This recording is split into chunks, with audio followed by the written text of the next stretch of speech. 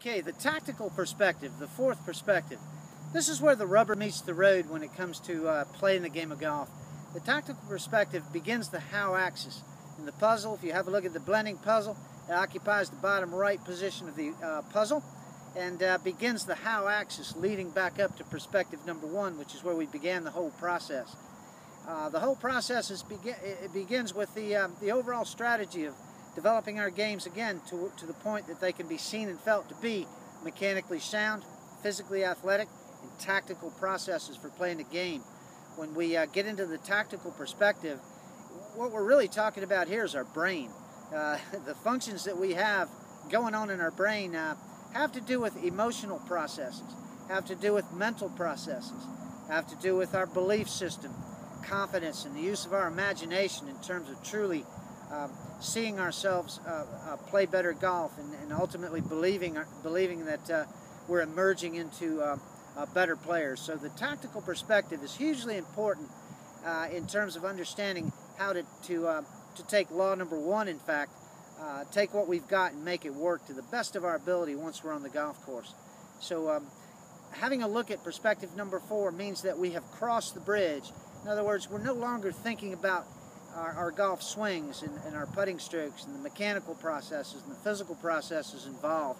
We've now crossed the bridge over to genuinely directing our thoughts and actions towards our thoughts and actions. This is where, again, this is where we play the game.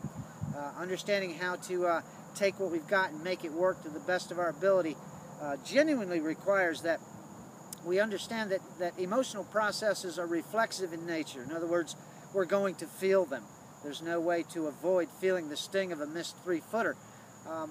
And then the mental processes that we have, that would be our thoughts, the attitude that we have, and the decisions we're making while on the golf course. And then ultimately, our belief system, law number one, taking what we've got and making it work, requires the use of our imagination. We come to understand in perspective number four the difference between operating in an overly competitive frame of mind versus a creative frame of mind. There's a huge difference between those two mindsets in terms of solving problems, and this is what golf is all about. Solving the problem of making that ball go into the hole 300-400 yards away in the least number of strokes that we can. That requires some good imagination and good creativity. So these are the kinds of things that begin to come into play when we get onto the how axis and we're into the tactical perspective. Really a lot of fun, and it's truly where we begin to genuinely improve the way it is that we play. So again, the tactical process defines us as players in terms of our thoughts and our attitudes and our decisions and handling the emotional processes that are going on. Truly raising that belief system is what will get us to the point where we will end up being able to play in good fluid motion and have more zone experiences actually when we play.